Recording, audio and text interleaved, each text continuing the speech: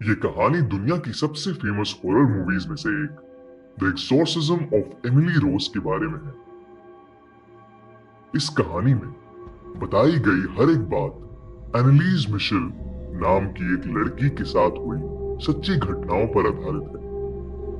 Germany में रहने वाली एनालीज को 16 साल की उम्र से ही काफी दिक्कतें शुरू हो गई थी। चक्कर आना, किसी भी चीज पर रिएक्ट न करना, बिना बात के चीखना,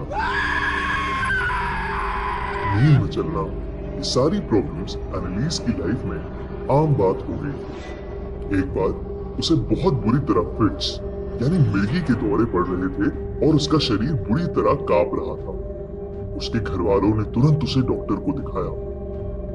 डॉक्टर ने बताया कि वो दिमागी रूप से काफी बीमार है और उसकी प्रॉब्लम्स और न बढ़ जाए, इसलिए डॉक्टर ने उसे दवाइयां दी, पर दवाइयों का कोई असर नहीं हुआ।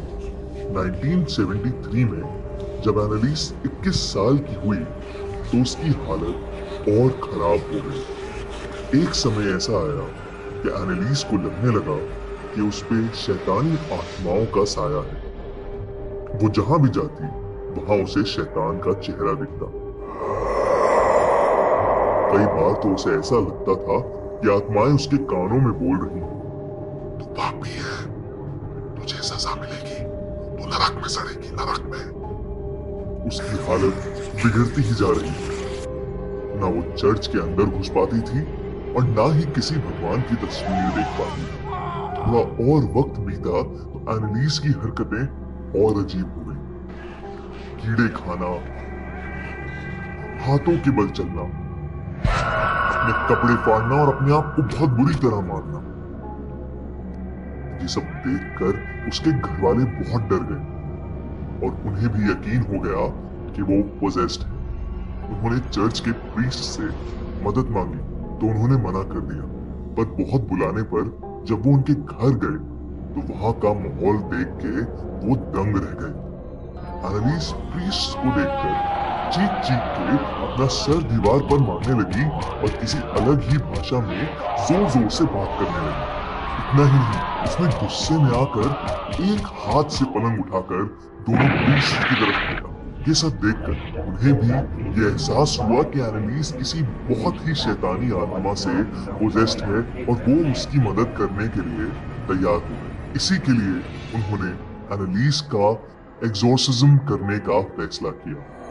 एक्सोर्सिज्म यानी इंसान के शरीर से किसी भी तरह की शैतानी आत्मा को बाहर निकालने का तरीका।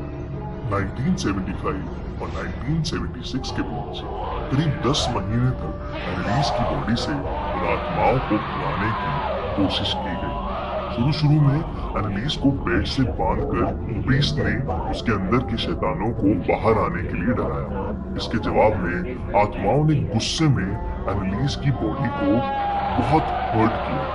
एक्सोर्सिज्म करने पर पता चला उसके शरीर के अंदर एक नहीं बल्कि 6 शैतानी आत्माएं वास करती।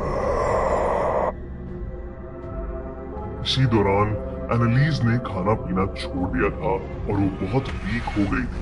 1 जुलाई 1976 को एनालीज की डिहाइड्रेशन और खाने की कमी के कारण मौत हो गई। दोनों प्रीस्ट और एनालीज के पेरेंट्स को उसकी डेथ के लिए जिम्मेदार मानकर उन्हें अरेस्ट कर लिया गया, पर पुख्ता सबूत ना होने के कारण 6 महीने बाद वो रिहा हो गए। एक्सोर्सिज्म के वक्त एनालीस की वो आवाजें आज भी उनके कानों में गूंजती हैं।